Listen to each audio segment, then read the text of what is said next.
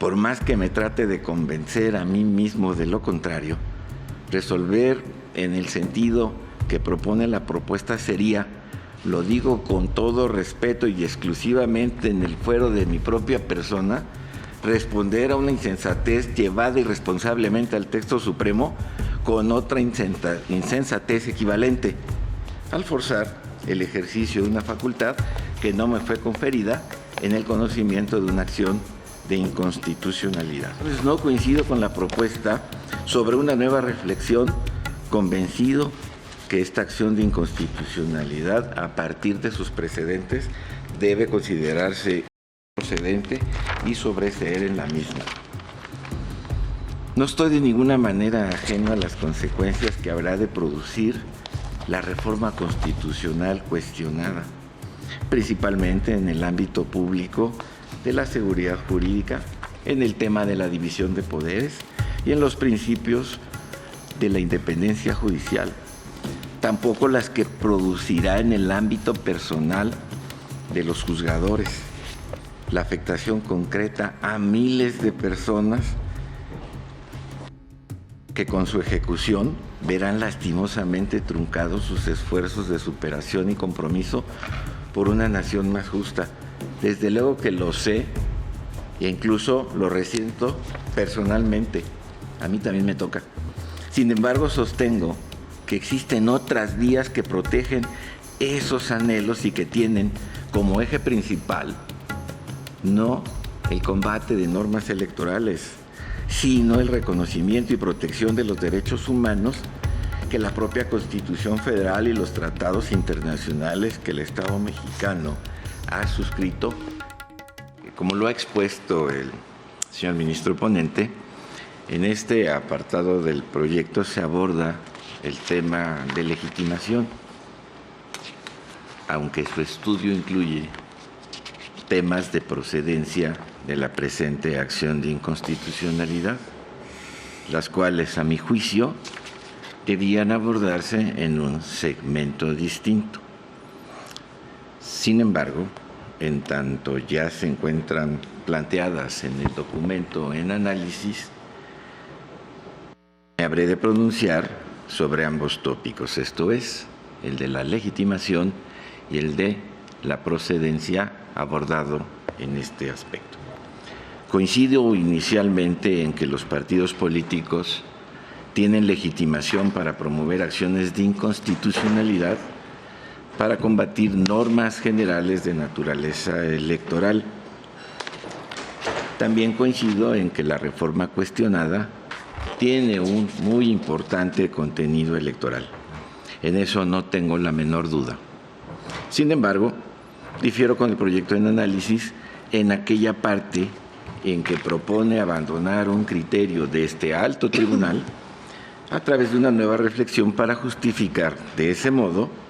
la procedencia de este medio de defensa precisamente contra el texto de la Constitución misma,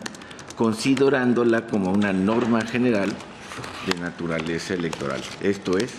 como una ley derivada de la misma. Para mí, ello no es así. El criterio cuyo abandono se propone en este proyecto surgió de la resolución de los recursos de reclamación 8 de 2016, derivado de la acción de inconstitucionalidad 15 de 2016 y 9 de 2016, derivada de la acción de inconstitucionalidad 17 de 2016, decididas el 28 de abril de 2016 por mayoría de 7 votos y el 2 de mayo de 2016 con 8 votos respectivamente. En estos asuntos, diversos partidos políticos promovieron acción de inconstitucionalidad en contra del decreto por el que se declaran reformadas y derogadas diversas disposiciones de la Constitución Política de los Estados Unidos Mexicanos en materia de reforma política de la Ciudad de México, publicado en el Diario Oficial de la Federación el 29 de enero de 2016. Es decir, es un caso idéntico a este. Habiendo tenido por recibidas las demandas, el ministro instructor las desechó por improcedentes en términos de lo establecido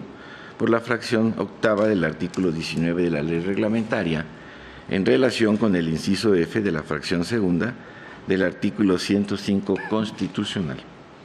Los razonamientos fundamentales de su decisión fueron los siguientes, y lo cito textualmente. La causa de improcedencia se surte en el caso concreto por virtud de que el objeto de tutela de las acciones de inconstitucionalidad previstas en la fracción segunda del artículo 105 de la Constitución Federal solamente comprende el control de normas generales, entendidas estas como leyes ordinarias, federales o locales expedidas por los órganos legislativos, así como los tratados internacionales enunciados en la indicada fracción segunda, sin comprender otro tipo de normas como son las reformas constitucionales, incluidos los artículos transitorios como pretende el partido político promovente. En efecto, dicho precepto fundamental distingue el término disposiciones generales o normas generales e incluso leyes electorales federales, leyes electorales locales y tratados internacionales de la acepción Constitución, la cual, de acuerdo con el propio numeral, es el referente al parámetro para examinar a todas ellas. Es decir, la materia de análisis es que dichas disposiciones generales, incluidas las electorales, sean conformes con la norma fundamental, por lo cual no puede interpretarse que al aludir el citado artículo 105, fracción segunda, a normas generales se hubiera comprendido a la propia Constitución,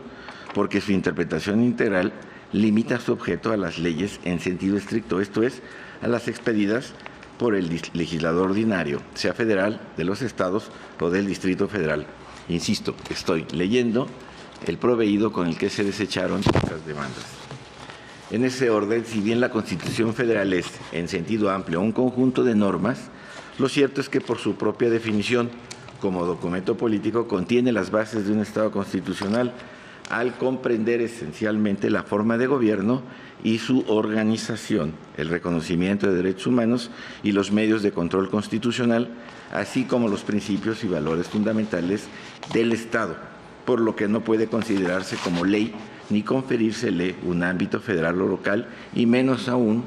clasificarse en una materia en concreto, según el precepto o preceptos de que se trate, para los efectos de la procedencia de este medio de control. De lo anterior, dice el proveído que desechó esas demandas, se evidencia que la acción de inconstitucionalidad no es la vía idónea para ejercer el control de la regularidad constitucional del contenido de las reformas a la Constitución Federal, incluidos desde luego sus disposiciones transitorias, al formar parte de ellas, pues la propia norma fundamental, al establecer dicho medio de control, no contempló la posibilidad de que esta Suprema Corte de Justicia de la Nación pueda ejercerlo sobre el procedimiento de reforma previsto en el artículo 135 constitucional, ni mucho menos que pueda hacerlo respecto de la constitucionalidad del contenido de tales reformas.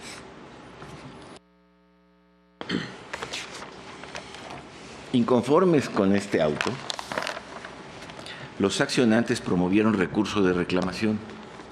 cuyo conducimiento correspondió por la importancia de su contenido a este Tribunal Pleno, el que, como ya se indicó, confirmó a ambos proveídos de desechamiento por 7 y 8 votos respectivamente en 2 diversas sesiones. Por su importancia e incidencia en este asunto, narraré sucintamente las consideraciones más importantes que determinaron el sentido de ambos fallos, los cuales se abordaron a través de la formulación de 4 preguntas. Primera, ¿el ministro instructor es competente para desechar una acción de inconstitucionalidad? El Pleno respondió que sí es competente el ministro instructor para desechar una demanda conforme a lo dispuesto por los artículos 62 y 25 de la ley de la materia, mientras exista un motivo manifiesto indudable de improcedencia. A una segunda pregunta que decía, en el caso a examen, ¿existía un motivo manifiesto e indudable de improcedencia? El Tribunal Pleno resolvió que, en efecto, se actualizó un motivo manifiesto indudable de improcedencia que motivó el desechamiento impugnado, derivado y cito textualmente, de la simple lectura del artículo 105, fracción segunda, inciso F, de la Constitución Federal, que hace patente con total claridad que la acción de inconstitucionalidad es un medio de control abstracto de inconstitucionalidad de normas generales inferiores a la propia Constitución. Repito, estoy leyendo la decisión que tomó este alto tribunal al conocer de 2 recursos de reclamación, por lo cual, a través de este medio de control, no puede cuestionarse una reforma constitucional como pretenden los recurrentes. Agregó el Pleno que la Constitución Federal no puede ser considerada bajo ninguna intelección razonable como una ley federal o local en materia electoral, por lo que es evidente que la acción de inconstitucionalidad no es un medio que permita someter a la propia Constitución a un control de constitucionalidad y, por ende, los partidos políticos no la pueden combatir a través de este medio de defensa. Concluyó en este apartado, segunda pregunta, señalando que para sostener lo anterior es innecesario realizar consideraciones interpretativas profundas propias de una sentencia, sino que ello puede realizarse incluso con un auto de trámite. Más adelante, la sentencia a esas reclamaciones formuló una tercera pregunta. El objeto de control de la acción de inconstitucionalidad se modificó a partir de la reforma constitucional sobre derechos humanos del 2011. El Pleno de este alto tribunal determinó infundados los planteamientos formulados en ese sentido, sosteniendo que la reforma de 2011 no implicó en modo alguno que los órganos jurisdiccionales puedan, al margen de sus competencias, admitir medios de defensa notoriamente improcedentes. Finalmente, en estos recursos de reclamación se dio respuesta a una última interrogante, la cuarta. La improcedencia de la acción de inconstitucionalidad en contra de reformas a la Constitución Federal viola el derecho de acceso a la justicia. La respuesta de este tribunal pleno fue negativa, afirmándose en el fallo que ni la Constitución mexicana ni la Convención Americana sobre Derechos Humanos establecen en favor de persona alguna derechos específicos para que a través de una acción de inconstitucionalidad se controlen reformas a la Constitución Federal. Con estas conclusiones, se resolvió como infundado el recurso de reclamación en ambos casos y se confirmaron los autos que desecharon las respectivas acciones de inconstitucionalidad. Debo aclarar, yo formé parte de la mayoría que así lo decidió. Es conveniente resaltar que durante la discusión y a propósito de la posibilidad o no de combatir vicios en el procedimiento de una reforma constitucional, sostuve en aquella ocasión, como ahora también lo sostengo, que en determinados casos y a través de otros medios de defensa, este alto tribunal sí tiene competencia para revisarlos. Ello fundamentalmente porque las reglas para evaluar el ejercicio que lleva a una reforma constitucional tienen como contraste el artículo 135 constitucional y los artículos 71 y 72, también constitucionales, que les servirán de referente a este tribunal pleno para confirmar si efectivamente el proceso legislativo que condujo a un decreto de reforma constitucional se apegó estrictamente a las reglas que lo rigen. Es decir, he sostenido consistentemente que existen medios de control constitucional que permiten a quienes vean afectados sus derechos humanos cuestionar ante este tribunal el procedimiento de reforma a la propia Constitución, en tanto el parámetro de contraste para así realizarlo se desprende del propio artículo 135 de la Constitución y de los artículos 71 y 72 de la misma, en donde, interpretados bajo los conceptos de democracia deliberativa, este tribunal pleno ha exigido determinadas condiciones. Ahora bien, en tanto el proyecto a discusión da cuenta sobre razones que llevarían a abandonar estos criterios bajo la figura de una nueva reflexión de lo que debe entenderse por norma general de naturaleza electoral, incluyendo en este concepto a una reforma constitucional cual si se tratara de una ley, muy respetuosamente difiero de la propuesta y considero que, para mí, las argumentaciones con las que fueron resueltos los recursos de reclamación 8 de 2016 y 9 de 2016 siguen siendo correctas. Lo hago sin dejar de reconocer que el propio proyecto también se hace cargo de ellas,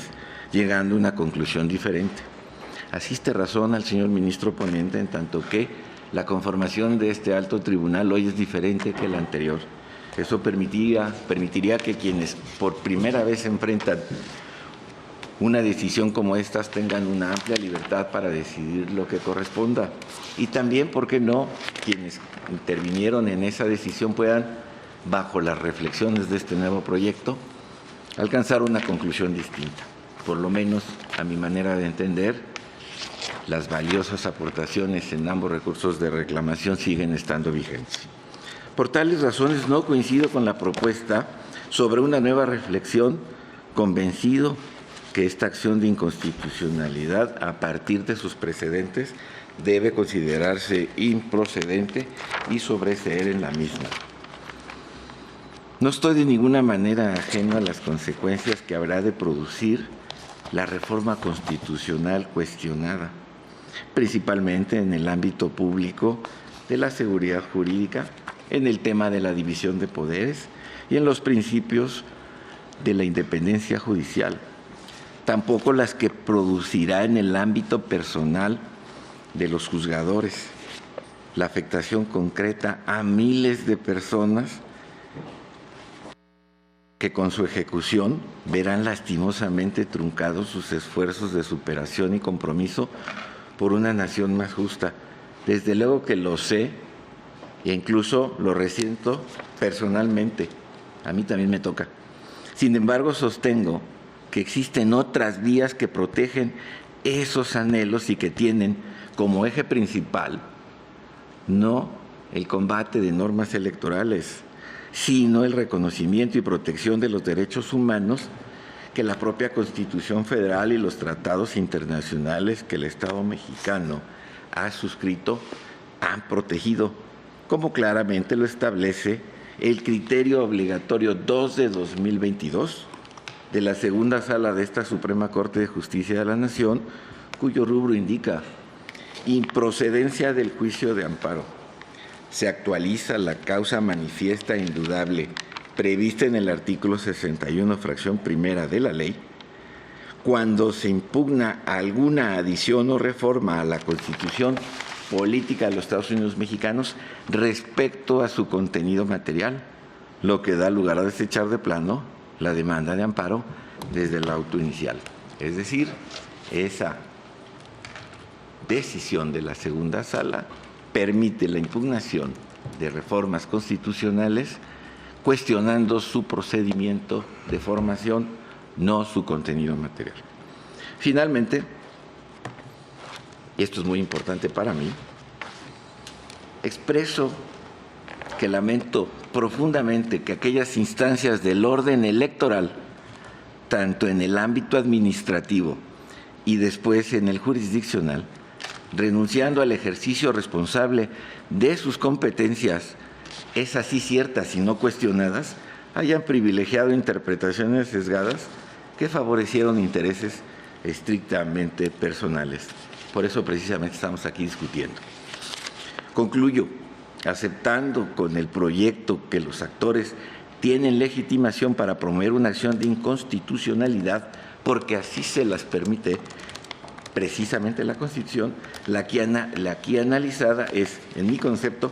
total y absolutamente improcedente, y ello conduce a sobreseer en ella conforme a los precedentes